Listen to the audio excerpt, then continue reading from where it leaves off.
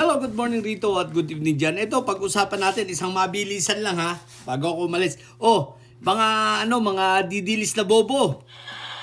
Makinig kayo. Ayan ha, based sa survey ng Publicos, siyempre, ang may-ari ng Publicos Asia, walang iba, kundi si Maluti Quiyot. Si Maluti Quiyot na tuta at aso ni Inday Sayad, no? Tingnan ninyo naman ang ginawa niyang survey ngayon. Aba. Ang baba ni Inday Sayad. Isipin ninyo, ang trust rating, ang approval rating 28%, tapos ang trust rating 26% na lang. What the heck? Anyari sa iyo, Maluti Quiyot? Mukhang mukhang malamang kinulang ng bayad. O kaya, dahil hindi naimbitahan sa Davao nung birthday ni Fentaboy. Anyari, Maluti Quiyot, bakit mo naman tinira yung iyong amo? O ano ba yan?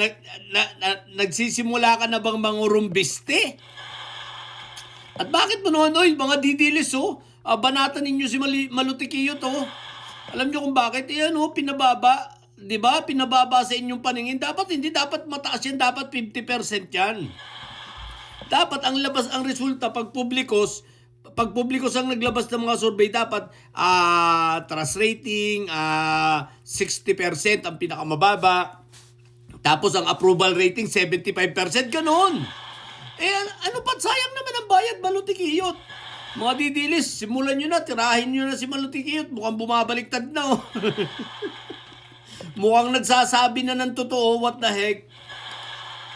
Mali yan, kasi sayang ang bayad ba? Tsaka tatalikuran ka ng mga didilis, mag-unfollow sa iyo mga yan, meron pa namang cancel culture ang mga yan. I-unfollow ka niyan, pero Maluti Quiyot, i-unfollow ka naman yan, kukunti lang naman yan. Trolls lang ang marami dyan, kaya kumbaga walang effect. Pero mga didilis, kung ako sa inyo, questioning ko na to si Maluti Quiyot, isipin nyo naglabas ng survey na ganyan. 28% ang ang baba Ang baba para sa isang tatakbong presidente, 2026 pa lang ngayon. 2028 pa ang eleksyon, isipin nyo yan di pagdating sa 2028, malamang zero na yan. Di ba? Kaya huwag kayong pumayag. Tirahin nyo si Maluti Quiyot ngayon. Banatan ninyo, sabihin ninyo nasa na yung mali-malitang tinanggap niya. Di ba? Hanapin ninyo yung maleta, huwag kayo papayag. Isipin mo nakatanggap ka ng maleta tapos ganyan ang survey.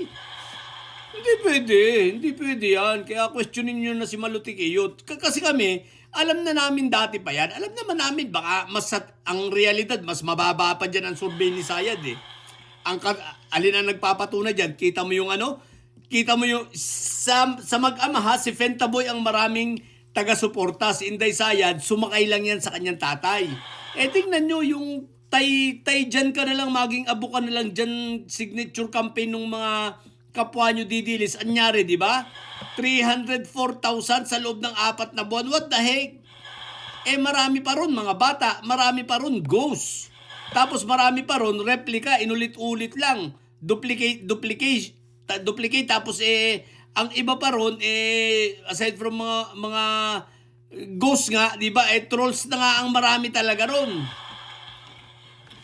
'di ba? Andun nga si Mary Grace Piatos andun si Kokoy Villamin. Andun si Uwishi, tsaka si McDonald's. Isipin mo yun. 4 na buwan, 304,000. What the heck? Ngayon, si Inday Sayad, asahan nyo ba mataas pa ang survey niya? Alam na namin yan. Pero ang pinupunto ko rito, mga didilis tirahin nyo si Maluti Quiyot, isipin nyo tinatraidor kayo.